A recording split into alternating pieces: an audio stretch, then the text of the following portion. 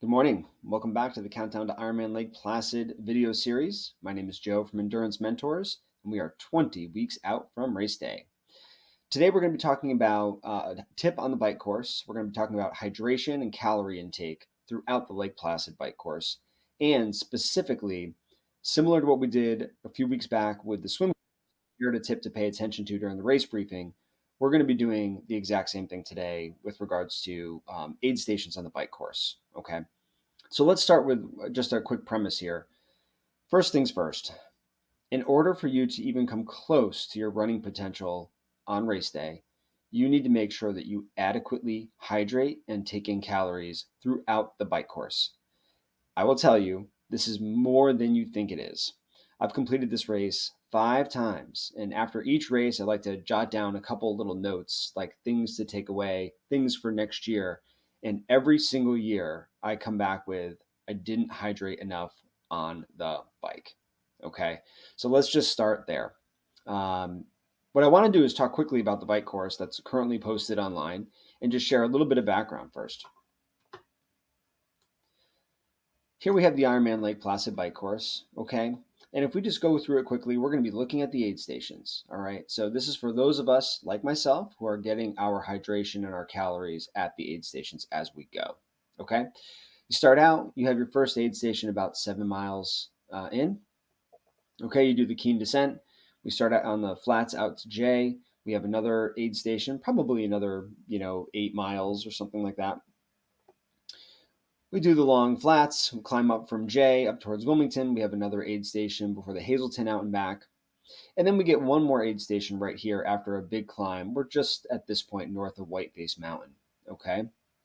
So here's a difference, though, that I saw in last year's race.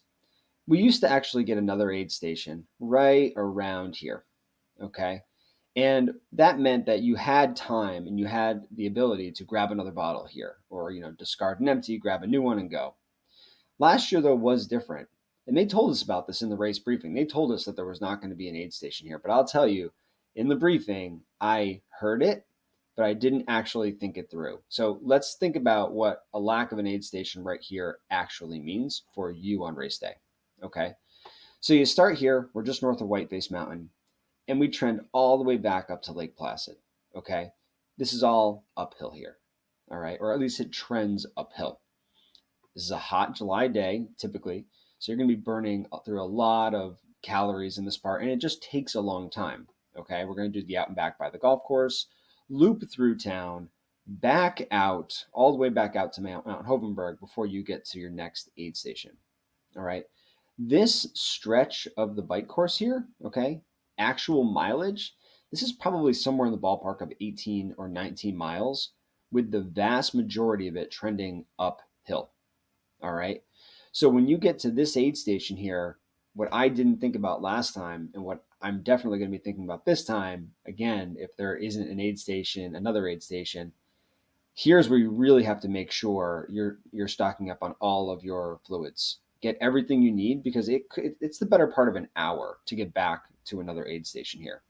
Whereas if you look at the aid stations that come out after your descent into Keene, this aid station comes up in no time at all. You're riding for no more than 15 minutes before you hit another aid station here.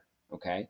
So this is a critical part of the course. And this is a part of the course where, and I'll admit this openly, last year, this is where I fell behind on my hydration. Okay. I Everyone's hydration needs are individualized, but I can almost guarantee you need more hydration than you think you do to reach your running potential on the marathon. Okay.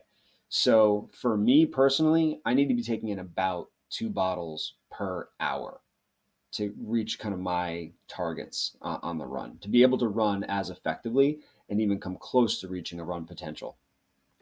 Well, last year, I got to this part. I didn't pay attention in the race briefing.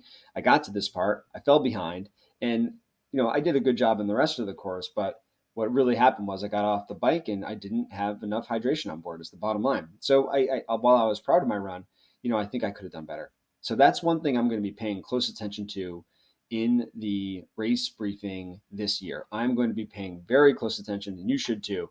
Is there an aid station right here, or have any of these aid stations moved around? These aid stations do move They've been in different places over the last 5 times I've done this race, and I'm sure before that as well when it was kind of a different course. So definitely pay close attention to it. Now, what can you do? Because this is a long stretch of road here if there's no aid station. Well, bike special needs. Okay. Bike special needs is right here, right in the middle of town. Just take advantage of bike special needs, drop some hydration in there. If there is not an aid station, that's likely what I'll be doing is making sure that I leave some hydration in bike special needs. That would essentially, come at the time that an appropriate aid station would anyway. So I think that's what they did last year. I wouldn't be surprised if they did it again, but make sure that you're paying attention to it. The last thing I'll mention just in regards to this is, this is good information to get from the briefing, right? But especially, I haven't seen this happen at Ironman, but I've been in other maybe smaller races where maybe the right number of volunteers don't show up, whatever it may be. I always like to go to the very last race briefing. And the reason I like to do that is because any changes that are taking place, they're kind of accounted for in that last race briefing. If you go to the very first one, sometimes they're still, anticipating the course to be laid out a certain way. It can change in the days leading up to a race. So again, that's a tip for your race briefing. Pay attention to where the aid stations are. Think about what that means in relation to the actual course, specifically Lake Placid. Take advantage of the bike special needs, okay, if there is a significant gap in aid stations, okay, and then again, just make sure you go to the last briefing.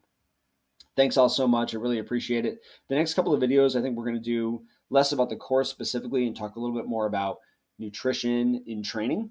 Okay. And we'll obviously get back to some race specific and course specific tips in the following weeks after that. Thanks all so much. I hope you're staying consistent 20 weeks out, and I'll catch you next time.